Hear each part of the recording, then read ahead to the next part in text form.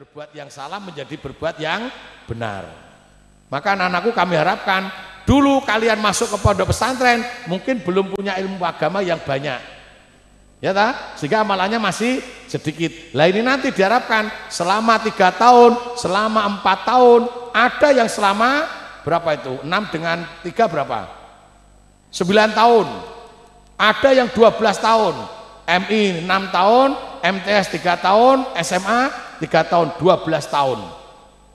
Nah ini diharapkan keluar dari sini luar biasa. Ilmu agama yang telah dimiliki dijadikan amalan dalam kehidupan. Masuk dalam keadaan kotor, keluar dalam keadaan bersih. Masuk tidak punya amalan, keluar penuh dengan amalan. Ini harapan orang tua.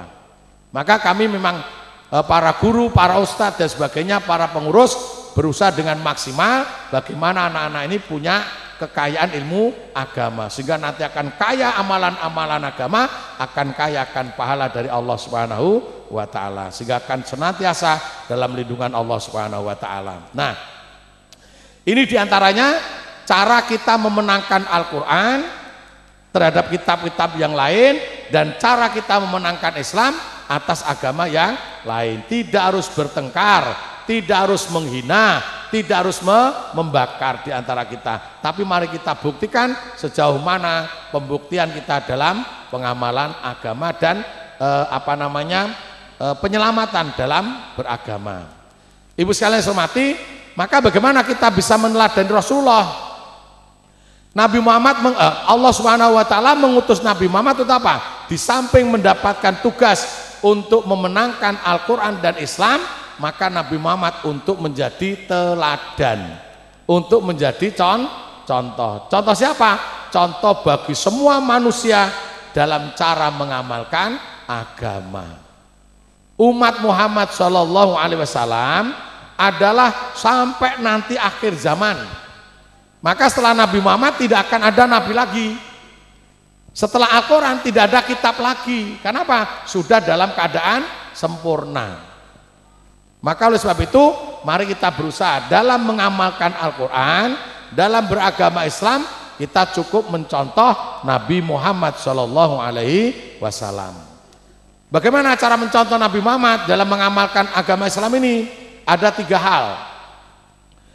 Laqad kana lakum fi rasulillahi uswatun hasanah. Sungguh ada pada diri Rasulullah adalah teladan yang baik, teladan yang bagus, teladan yang benar. Bagaimana supaya bagus, supaya baik, supaya benar? Kita meneladani Nabi Muhammad dalam mengamalkan agama Allah. Yang pertama adalah liman kana yarzullaha. Ketika kita mengamalkan agama Islam, ketika kita mengamalkan Al-Quran, cukup hanya karena Allah. Karena yang punya rahmat hanya Allah, dan yang punya agama hanya Allah. Yang menilai manusia juga Allah. Maka sama-sama mendapatkan penilaian dari Allah. Mari apa yang kita lakukan harus sesuai dengan apa yang diharapkan oleh Allah, mengharapkan ridho dari Allah. Apa saja? Ya, monggo kita tueni. Al-Quran yang 30 juz ini Bapak sekalian, 30 juz, berapa lagi? 114 surat, 6.666 ayat. Nah, ini subhanallah kalau kita ringkes, itu hanya tercantum dengan nama rukun Islam. Mana anak-anak cari? Rukun Islam yang di luar 30 juz ada nggak? Nggak ada. Semuanya ada di dalam Al-Quran. Maka ketika kita mengamalkan rukun Islam, tolong itu semuanya lakukan hanya karena Allah. Jadi pernyataan kita tidak ada Tuhan selain Allah, Muhammad adalah Rasul utusan Allah, itu sesuaikan hanya karena mengharap ridho Allah. Artinya ada pembuktian nantinya.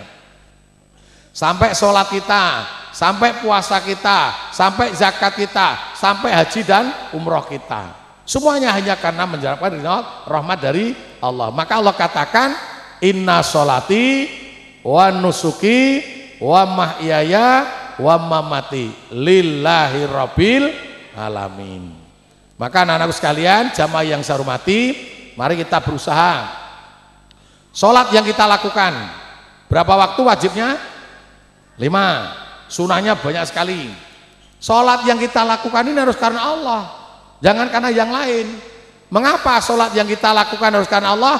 Karena yang memerintah sholat adalah Allah. Siapa yang diperintah sholat? Sebagian manusia, kelompok tertentu manusia, zaman tertentu, tempat tertentu, tidak semua manusia. Maka Allah perintah, ya ayuhan nasu ubudu rabbakumul ladzi khalaqakum walladzina min qablikum la'allakum tattaqun. Ya ayuhan nas, hai manusia, ada apa ya Allah? Nggih monggo Bu deraken. Ubudu, sembahlah. Siapa yang sembah oleh Allah? Oleh Allah. Siapa yang disembah oleh manusia? Allah Subhanahu wa taala. Ubudu. Siapa Allah itu? Rabbakum. Tuhan yang telah mencipta kita semuanya. Tuhan kita semuanya. Ini jelas. Sehingga Allah perintahkan itu semuanya untuk menyembah Allah kepada semua manusia. Siapa Allah itu? Khalaqakum, yang telah mencipta kita semuanya. Sehingga kalau kita melaksanakan sholat dalam makna menyembah Allah atau secara umum taat kepada Allah, mengamalkan Islam, itu ada temannya atau tidak? Ada orang-orang sebelum kita. Orang-orang sebelum kita banyak orang yang taat kepada Allah, yang menyembah kepada Allah dengan cara sholat. Dengan harapan apa? La'allakum tattaqun, agar kita menjadi orang yang taat, yang tunduk, yang patuh kepada Allah. Insya Allah kalau sholat yang kita lakukan karena Allah sehingga wujud takwa kita, maka Allah jamin, inna akramakum indallahi atqakum. Orang yang paling mulia di sisi Allah adalah orang yang paling takwa di antara kita. Ada pertanyaan sekalian, di mana tempat kita melaksanakan sholat? Ada nggak Islam memberikan sebuah tempat untuk sholat? Ada. Apa? Masjid. Maka kami berharap kalau memang sholat kita karena Allah, buktikan sholat itu senantiasa dilaksanakan di rumah-rumah Allah, di masjid. Walaupun di rumah boleh, di kantor boleh, di tempat lain boleh. Tapi kalau memang kita punya kemampuan di masjid, silakan dilaksanakan di masjid. Kenapa? Masjid itu tempat yang resmi, yang jelas untuk melaksanakan sholat. Kita aja kadang mengutamakan ketika kita bekerja. Contoh Bu, pedagang. Pedagang itu supaya dagangannya laris, jualannya di mana? Di pasar.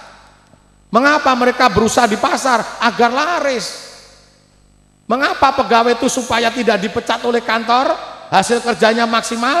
Di mana kerjanya? Harus ke kantor, nggak boleh di rumah, nggak boleh di jalan-jalan. Itu dan lain sebagainya. Termasuk ketika orang mancing, satu contoh, orang mancing lah. Orang mancing itu kalau ingin dapatkan ikan yang banyak, tempatnya di mana? Ya di tempat kolam yang ada ikannya, tidak di sembarangan kalen. Artinya berpikir supaya dapat ikan yang banyak, segera mendapatkan ikan, harus mau datang ke tempat yang ada ikannya. Betul nggak? Nah gitu, sama dengan kita kiranya, agar sholat kita diterima oleh Allah, agar sholat kita diridhoi oleh Allah, agar sholat kita lebih dekat diterima oleh Allah, harus datang ke rumah tempat untuk sholat, namanya masjid.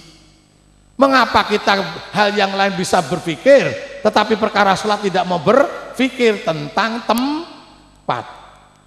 Maka kita cari sekalian, siapa sebenarnya yang akan menjadi penghuni, pemakmur, peramai, pengguna masjid-masjid Allah? Ada cirinya. Innama ya'muru masajidallah. Sesungguhnya orang-orang yang meramaikan, yang memakmurkan, yang memanfaatkan, yang menggunakan masjid-masjid Allah tidak sembarangan orang. Ada cirinya.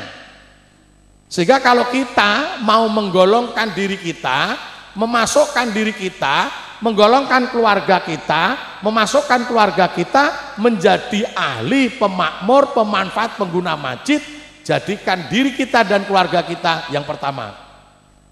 Man amana billah wal yaumil akhir wa qama shalah wa ata zakah wa lam yahsya ilallah. Pada diri kita harus ada 5 perkara ini Pak Bu. Kalau pada diri kita, pada keluarga kita nggak ada 5 perkara, kita nggak akan bisa menjadi penghuni masjid, pemakmur masjid, pengguna masjid. Tapi kalau pada diri kita, keluarga kita ada 5 ini, pasti Allah menjamin, pasti Rasul menjamin kita akan menjadi penghuni, pemakmur, pemanfaat, pengguna masjid-masjid Allah. Pertama, man amana billah. Siapa yang akan memakmurkan masjid-masjid Allah? Siapa yang akan menggunakan masjid-masjid Allah? Orang yang beriman kepada Allah. Yakin ke masjid itu perintah Allah. Betul? Ke masjid itu yang manggil Allah. Masya Allah. Sampai ketika orang melaksanakan ibadah umroh, orang melaksanakan ibadah haji, datang kemana? Orang yang ketika haji, orang ketika umroh ke tanah suci itu datang kemana? Ke rumah Allah. Baitullah. Labbaik Allahumma labbaik, labbaik la syarika lak labbaik, innal hamda wa ni'mata wal mulk la syarika lak. Panggilan Allah itu datang ke sana. Maka sama kiranya dengan masjid-masjid yang ada di kampung-kampung kita. Datanglah ke masjid-masjid Allah. Siapa yang manggil? Allah. Allahu Akbar, Allahu Akbar. Siapa yang manggil? Allah. Luar biasa. Bukan negara, bukan ormas, bukan pondok pesantren, bukan takmir masjid, yang manggil Allah. Maka adzan, suara adzan atau adzan itu selalu berada di rumah-rumah Allah. Untuk apa? Untuk memanggil orang-orang yang beriman kepada Allah untuk datang ke rumah Allah. Saya pernah berikan contoh anak-anakku sekalian, Bapak sekalian. Orang yang sering datang ke rumahnya teman, orang yang sering datang ke rumahnya orang tua, kira-kira dikenal atau tidak? Dikenal, disayang atau tidak? Disayang, dimurai atau tidak? Dimurai, Masya Allah. Maka saya pernah ngasih contoh gini, orang tua punya anak 3 ya, satu contoh ya. Yang satu di Karanganyar, yang satu di Sukoharjo, yang satu di Wonogiri. Yang sering orang tuanya hidupnya di Solo, anaknya di Sukoharjo, di Karanganyar, di Wonogiri. Yang sering datang yang di Sukoharjo, yang Karanganyar, Wonogiri nggak pernah datang atau jarang datang. Mohon maaf. Kira-kira yang sering dinasihati orang tua yang datang atau yang tidak? Kira-kira yang selalu dikasih apa-apa oleh orang tua, anak yang datang atau yang tidak? Subhanallah, jelas beda. Anak yang sering datang akan dikenal, anak yang sering datang akan dinasihati, anak yang sering datang akan dikasih. Pada satu saat ketika 3 anaknya dipanggil, datang semua. Kira-kira yang sering datang masih dapat bagian enggak? Masih. Yang enggak datang aja dikasih, yang enggak pernah datang, apalagi yang sering datang. Masya Allah, beda. Maka sebenarnya kalau kita ambil contoh ini, anak yang sering datang ke rumahnya orang tua itu kelebihan, mereka punya nilai lebih, mereka yakin itu adalah orang tuanya. Maka sebagai cintanya, kasih sayangnya, mereka senantiasa sering datang ke rumah orang tua. Masya Allah.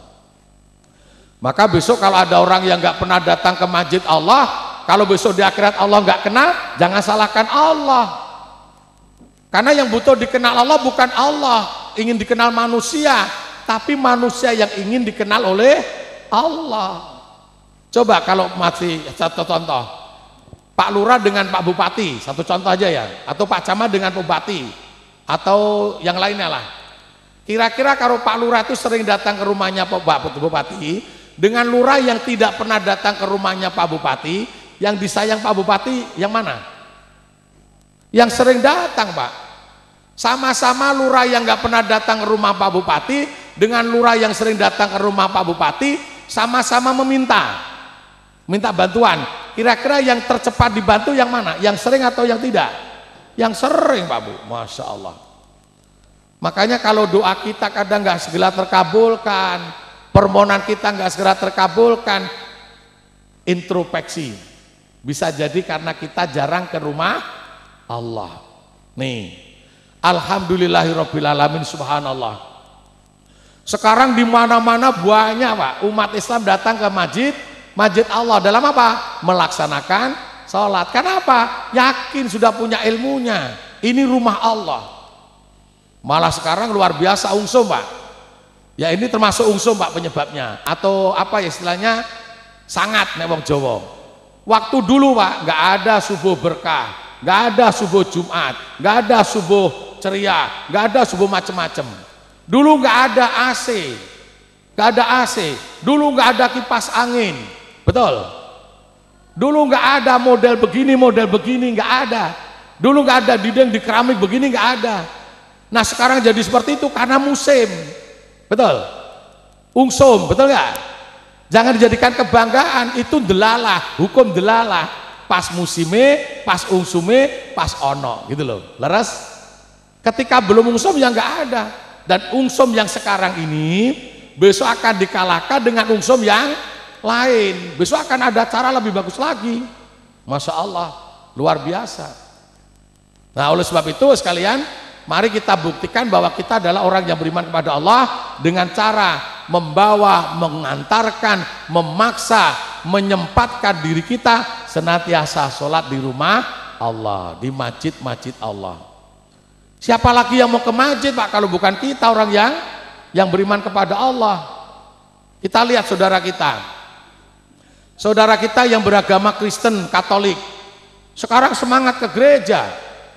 Saudara kita yang beragama Hindu, Buddha, semangat ke wihara, semangat ke pura. Saudara kita yang beragama Konghucu, semangat ke kuil. Kapan kita orang Islam akan semangat ke masjid? Kalau kita mengaku orang yang beriman kepada Allah, mengapa kita tidak datang ke rumah Allah? Maka mari kita berusaha bagaimana dengan waktu, tenaga, ilmu dan harta kita mampu menghantarkan kita untuk melaksanakan sholat wajib di rumah Allah.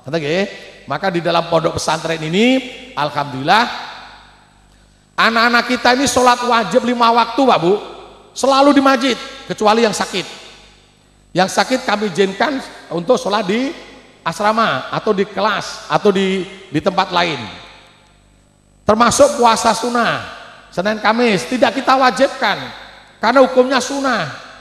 Anak-anak kita alhamdulillah mau, ustadz kita ada yang mau, nggak puasa nggak apa-apa karena sunnah.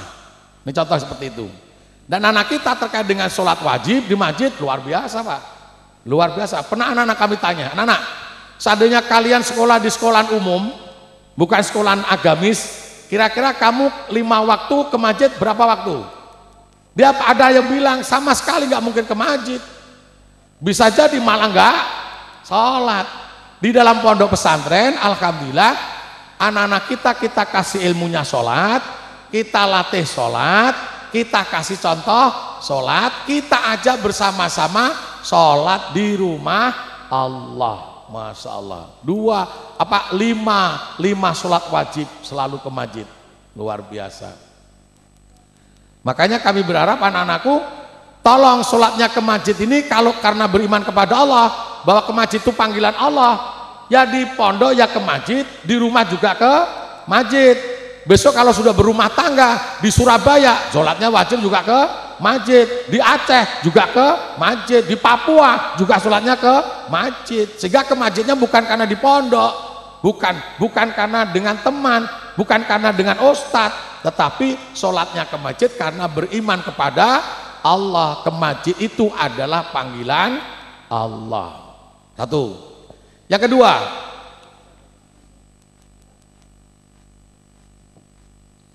bagaimana supaya kita bisa menjadi penghuni masjid, pemakmur masjid, pemanfaat masjid? Yang kedua adalah wal yaumal akhir. Kita harus yakin Pak Bu bahwa akan ada kehidupan akhirat, artinya ada kehidupan setelah dunia. Jadi Bapak Ibu jangan ragu-ragu bahwa besok itu akan ada kehidupan akhirat. Harus yakin Pak Bu. Inna sa'ata atiyatul la raiba fiha walakinna aktsara nasi la ya'lamun, kata Allah. Sesungguhnya hari kiamat itu akan datang, sesungguhnya hari akhir itu akan datang, dan tidak ada keraguan akan kedatangan hari kiamat, akan kedatangan hari akhir. Tidak ada keraguan. Tetapi mohon maaf, kata Allah, kebanyakan orang-orang yang tidak percaya. Mari kita mengelompokkan diri, kita menghimpun diri, kita membentuk kelompok yang percaya akan adanya kehidupan akhirat, hidup setelah mati. Coba Bapak sekalian, Bapak Ibu yakin nggak kalau besok akan ada kehidupan akhirat? Apa buktinya? Apa buktinya? Bukti kalau ada kehidupan akhirat adalah adanya kematian. Dulu pernah ada orang tanya, apa namanya, mengapa perilaku hidup manusia dunia kok balasannya besok di akhirat? Apa hubungannya gitu kan? Dihubungke. Mengapa kehidupan manusia di dunia besok balasannya di akhirat? Karena kehidupan manusia ini dicipta dari dua alam. Alam akhirat dan alam dunia. Alam akhirat gaib berupa nyawa, gaib. Alam dunia nyata berupa raga nyata. Ketika manusia hidup masih bersatunya antara nyawa dengan raga, yang gaib dengan yang nyata. Ketika manusia mati adalah terjadinya perpisahan antara yang gaib dengan yang nyata, antara nyawa dengan raga. Pertanyaannya, ketika manusia itu mati, yang mati nyawanya atau raganya? Ketika manusia meninggal dunia, yang meninggal dunia raganya atau nyawanya? Subhanallah, nyawanya atau raganya? Sing nyawa ngacung, goni. Yang meninggal dunia itu raganya. Goni wis tahu ngedusi nyawa, wis tahu nyolatke nyawa. Nah, yang meninggal dunia itu raga kita. Maka yang kita mandikan, yang kita kafani, yang kita sholatkan, yang kita makamkan nyawanya atau raganya? Raganya. Raga dari tanah kembali kepada tanah. Nyawa kita mati enggak? Tidak. Kemana? Mumbul? Kemana? Hah? Nyawa kita kemana? Hah? Oh, mumbul-mumbul. Kemana nyawa kita? Kembali kepada Allah. Inna lillahi wa inna ilaihi raji'un. Nek wong negeri ngarani gentayangan. Nyawa gentayangan itu. Karena mengapa nyawa itu kembali kepada Allah? Karena nyawa milik Allah, gitu loh. Makanya mohon maaf sekalian saya hormati, nyawa tidak akan mengalami kematian. Karena nyawa milik Allah, kembali kepada Allah dalam kondisi hidup. Nih, itu bukti. Sehingga mohon maaf sekalian, manusia di dunia ini mau tidak mau besok akan dikembalikan kepada Allah, ke akhirat sana. Nyawa dari akhirat ke dunia, besok raga dimatikan, nyawa kembali ke akhirat sana. Dan di akhirat sana, mohon maaf, ada dua tempat yang tadi kami sampaikan bertiga tadi atau berempat tadi. Di akhirat sana ada surga dan neraka. Untuk apa? Memberikan balasan. Maka seperti tadi saya katakan, ketika Allah mencipta manusia itu Masya Allah luar biasa tugas Allah. Harus membuat surga dan neraka. Betul? Harus membuat surga dan neraka. Untuk apa? Untuk memberi balasan. Kalau Allah tidak mencipta manusia, Allah nggak mencipta surga dan neraka. Buat siapa? Buat balas siapa? Makanya besok manusia akan kembali ke akhirat sana. Di sanalah manusia akan mendapatkan balasan. Oleh sebab itu ibu sekalian, mengapa ketika kita mau jadi ahli masjid, pengguna masjid, pemakmur masjid harus percaya kehidupan akhirat? Subhanallah. Kita lihat Pak Bu, ketika kita sering datang ke masjid, ini ada nilai pahala, manfaat pahala, faedah nilai itu besok di akhirat. Orang yang kaya pahala akan Allah beri balasan surga. Orang yang kaya dosa, Allah akan beri balasan neraka. Masya Allah. Maka ketika kita ke masjid karena Allah, pertama karena Allah, karena yang punya pahala Allah, dan ke masjidnya yakin besok di akhirat akan ingin ke surga, balasannya harus memperkaya, mendapatkan pahala dari Allah. Maka orang-orang yang tidak percaya dengan kehidupan akhirat, mereka tidak mungkin akan memakmurkan masjid. Ngopo dadak neng masjid wong yo ora entuk duit? Ngopo bedino neng masjid wong yo ora enek wong bayar? Betul? Ngopo bedino neng masjid wong yo ora mari munggah pangkat? Betul? Tapi sebenarnya dengan sering ke masjid melebihi gaji, melebihi duit, melebihi jabatan karena mendapatkan surga.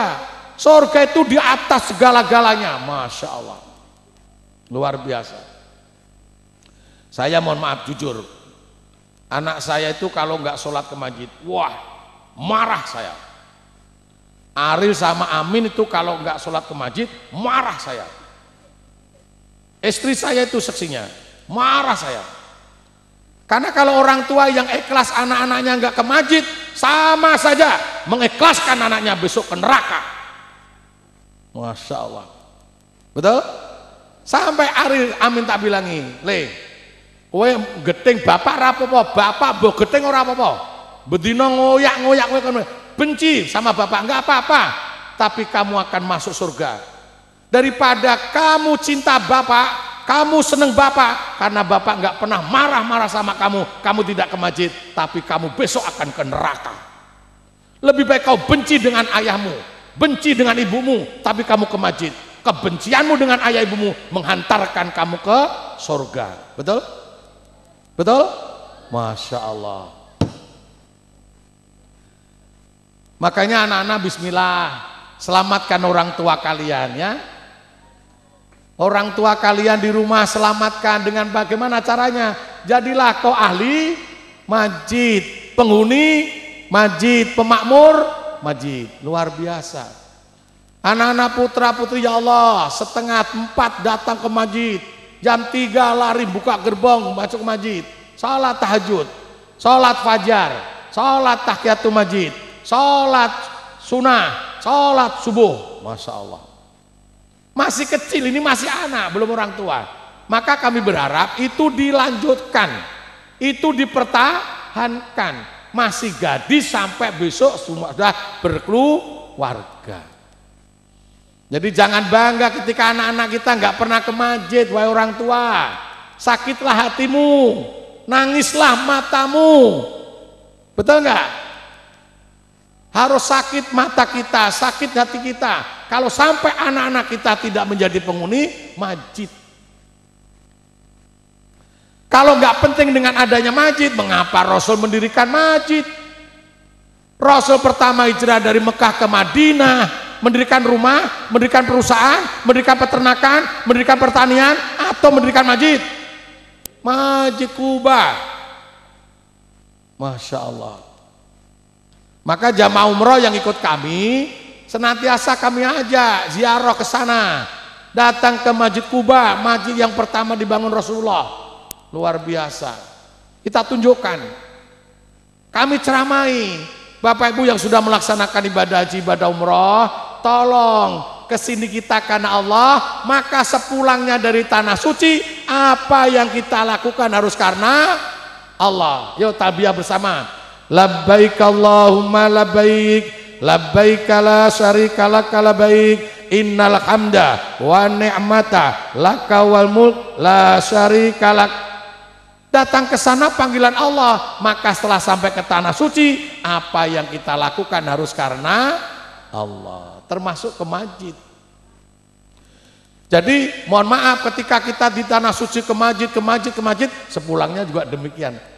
Wong Jawa pun dikunci loh Pak. Abot dadi enteng, suwe dadi sedelok, larang dadi murah. Apa jenenge? Abot dadi enteng, suwe dadi sedelok, murah, larang dadi murah, suwe dadi sedelok. Kenapa? Terbi pinter, terbi biasa. Masya Allah. Wong Jawa ngandake sapa arep geblak kae. Gondelan nek turu gondelan. Masya Allah. Ora apa-apa, geblake ngaji ra apa-apa, wong caca mendem geblak ora wedi kok. Jadi mohon maaf sekalian yang saya hormati, mari kita usahakan senantiasa karena Allah. Yakinkan ke masjid kita setiap waktu, ke masjid kita setiap 5 waktu. Jangan dikira nggak ada nilai, ada nilai. Jangan dikira nggak ada balasan, ada balasan. Betul? Karena masjid ada pemiliknya, siapa? Allah, bukan takmir masjid. Kalau masjid miliknya takmir masjid wis didol dombong 13. Masjid itu milik Allah. Siapapun jadi pengurus boleh. Boleh nggak? Boleh, jangan dilarang. Boleh, Masya Allah. Kita siap menjadi pelayan, Masya Allah. Nih masjid. Kenapa ibu bapak harus yakin betul? Jadi apapun yang kita lakukan kebaikan ada balasan, kejelekan juga ada balasan. Di mana? Besok di akhirat. Neng masjid ya dipateni, orang neng masjid ya dipateni. Salat ya dipateni, ora salat ya dipateni ya. Mula neng dunya nyata, wong sing ora salat dipateni ya akeh, sing salat dipateni ya akeh, sing neng masjid dipateni ya akeh, sing ora tau neng masjid dipateni ya akeh kok kabeh padha matine kok. Lah padha-padha matine pilih neng masjid. Mula biyen ati kula matur, Pak Bu. Wong Islam kuwi nek wis padha gelem salat neng masjid insyaallah kapan-kapan nek mati digawa nang masjid. Sing neng masjid ora bingung, ora ragu, tampa salate dungani. Ning nek wong Islam ora tau neng masjid mati go neng masjid. Sing neng masjid tudur kok. Sing ngongkon gorene sapa? Sing mikul meneng ae wong ya ora enek sing ngongkon. Sing mati krungu nyauri, aku ya ora ngongkon kok. Lu ngapa kok nyauri lah krungu? Iya ta? Makanya kalau agar orang yang membawa itu tidak sanksi ke masjid, jadikan bukti dirimu ketika hidup selalu ke masjid. Masya Allah. Nggak ada larangan orang Islam meninggal dunia dibawa ke masjid. Di Mekah maupun di Madinah, di Masjidil Haram maupun di Masjid Nabawi, saudara kita yang meninggal dunia di sana dibawa ke masjid, disolatkan, baru dimakamkan. Pada bulan April kalau nggak salah, habis sholat subuh 11 jenazah itu, Masya Allah, war 11 jenazah saya hitung, Masya Allah. Nah yang ketiga sekarang ngejar waktu. Yang ketiga, siapa yang akan menjadi penghuni masjid, pemakmur masjid, pengguna masjid? Waqamas shalah, orang-orang yang sholat. Maka sebenarnya ibu bapak yang hormati, sudah jelas dan sudah nyata bahwa orang-orang yang sholat itu sebenarnya sholatnya di masjid. Karena oleh Allah dijadikan syarat itu, bahwa penghuni masjid, pemakmur masjid, pengguna masjid adalah waqamas shalah, orang yang sholat. Jadi sebenarnya kalau ada orang yang sholat tidak ke masjid, itu bisa jadi sebenarnya orang itu nggak sholat. Betul? Karena dijadikan syarat ini. Orang yang memakmurkan masjid, menggunakan masjid itu adalah orang-orang yang sholat. Berarti orang yang sholat diharapkan oleh Allah tempatnya di masjid. Maka masjid itu tempat sholat. Kalau nggak percaya silahkan tanya, Pak. Di mana ada pembangunan masjid? Pak Jenat tanya panitia, Pak buat apa? Masjid. Mang tekoni manfaatnya. Mungkin raksik dewe jawabannya nggih sholat. Ajeng nggih napa? Mesti nggih sholat, Pak. Ora mungkin nggo kiyu-kiyu. Ora mungkin nggo rapat, ora mungkin nggo jagongan. Jawaban pertama mesti untuk sholat. Perkara dan sholat itu sholat wajib. Yang dimaksud sholat itu sholat wajib. Perkara habis untuk sholat wajib, untuk sholat sunnah, untuk dzikir, untuk iktikaf, untuk baca Quran, untuk menikahkan anak, untuk menyolatkan jenazah keluarga, silakan. Itu fungsi masjid setelah untuk sholat wajib. Makanya mari kita berusaha atas segala nikmat yang Allah telah berikan pada kita, segala rahmat yang Allah berikan pada kita, waktu kita, tenaga kita, ilmu kita, harta kita, kita jadikan fasilitas sarana untuk membawa kita menjadi ahli masjid, penghuni masjid, pemakmur masjid. Ya kalau rumahnya jauh dengan kendaraannya, betul? Ketika kita punya kerjaan jauh, pasarnya jauh pedagang, kantornya jauh pegawai, petani jauh sawahnya, mereka berpikir dengan hartanya beli kendaraan. Agar apa? Agar bisa sampai ke kantor, agar bisa sampai ke sawah, agar bisa sampai ke pasar. Mengapa Ketika kita mengaku orang yang sholat, masjidnya jauh, tidak berusaha dengan kendaraannya bisa mengantarkan dirinya ke masjid. Padahal yang memberikan nikmat kita bisa ke kantor tiap hari, kita ke pasar tiap hari, kita ke sawah tiap hari, siapa? Kantor, pasar, sawah, cukuplah Allah Subhanahu wa ta'ala yang punya masjid. Ini harus difikirkan sekalian. Maka dengan tahun baru Hijriah kemarin kami berharap betul hijrah kita tidak seperti Rasulullah. Kalau Nabi Muhammad hijrah dari Mekah ke Madinah dalam rangka apa? Menyelamatkan Islam. Luar biasa. Demi Islam harta tinggal, keluarga yang nggak mau tinggal, sawah ladang tinggal, ternak tinggal, betul nggak? Rumah tinggal, kemana? Pindah ke Madinah dalam rangka menyelamatkan Islam. Luar biasa. Nah, kalau panjenengan dengan kita suruh hijrah seperti Rasulullah, nggak mungkin, nggak mungkin. Tetap di sini sajalah, pekerjaannya tetap, penghasilannya tetap, saudaranya tetap, rumahnya tetap, apa-apanya tetaplah, ternaknya tetap. Tetapi maukah kau meninggalkan apa yang dilarang oleh Allah? Al-muhajiru man hajara man nahallahu anhu. Hijrah bagi umatku adalah cukup meninggalkan apa-apa yang dilarang oleh Allah. Kalau meninggalkan larangan berarti sebaliknya mengerjakan.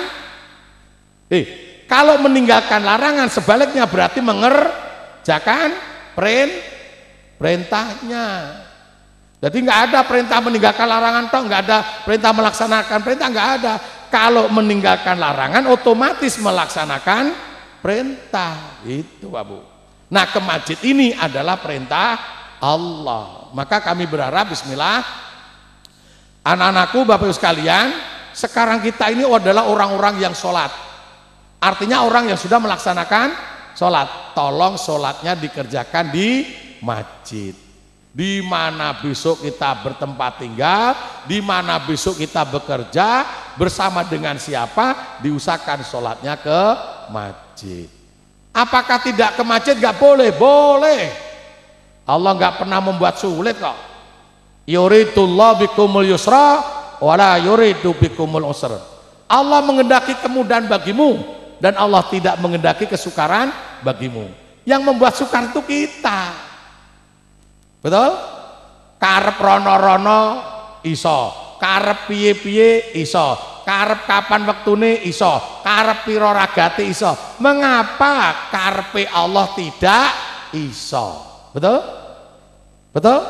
Nah, ke masjid itu kehendak Allah, bukan kehendak kita. Makanya bismillah kita berusaha, alhamdulillah rabbil alamin, hidup kita yang cuma sekali ini bisa masuk kelompok orang-orang yang sudah melaksanakan sholat. Sisan-sisan sing wis sholat, sisan-sisan sholatin nok masjid. Wah, luar biasa.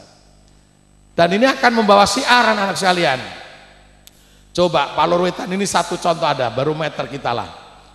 Yang dulu konon ceritanya masih jauh orang-orang yang sholat. Masjid Takwa ini sepi, Pak. Saya kecilan tukang adzan. Cuma dapat orang 4, orang 7, orang berapa. Pernah dulu sholat Jumat sekali sekecil saya, hampir tidak jadi karena jumlah orang hanya berapa orang saja.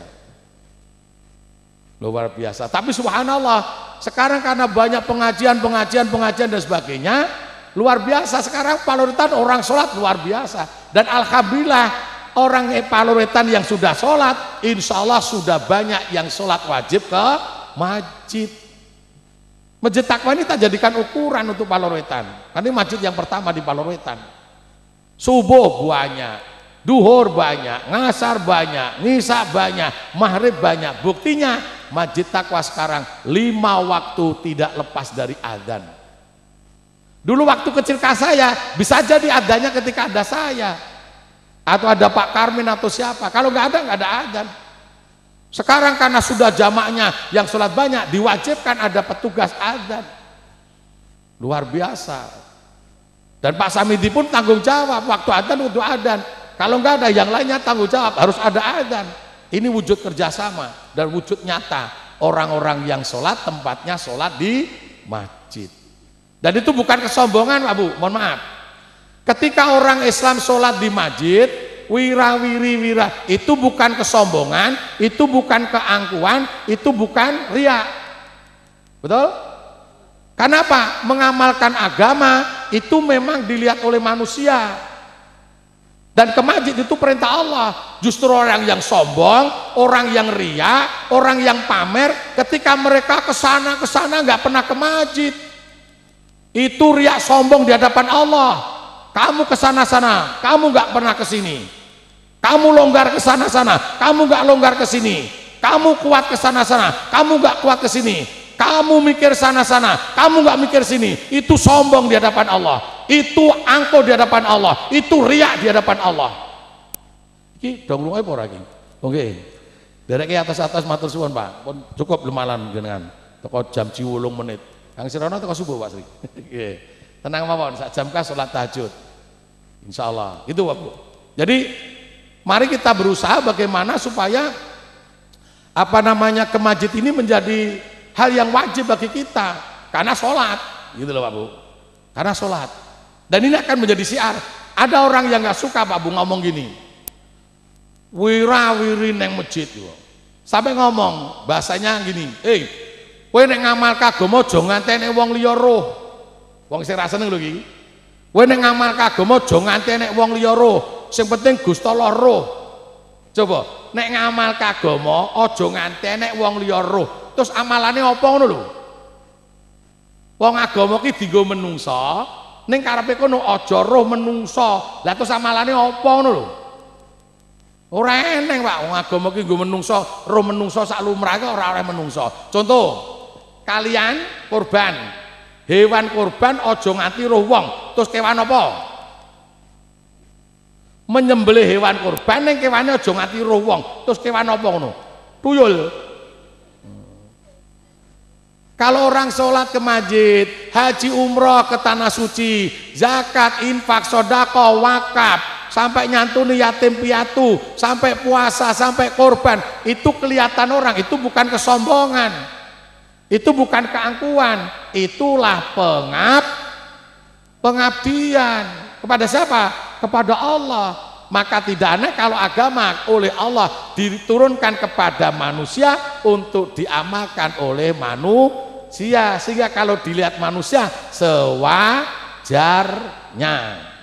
Malah ngapunten Pak Bu, manusia ini ketika mau mengikuti cenderung apa Pak Bu? Manusia mengikuti manusia itu karena apa? Didukung oleh apa Pak? Uang melu-melu wong itu didukung karena apa? Karena melihat, betul? Karena tahu, betul? Gara-gara ngerti kancane ngono, ngerti kancane ngono dadi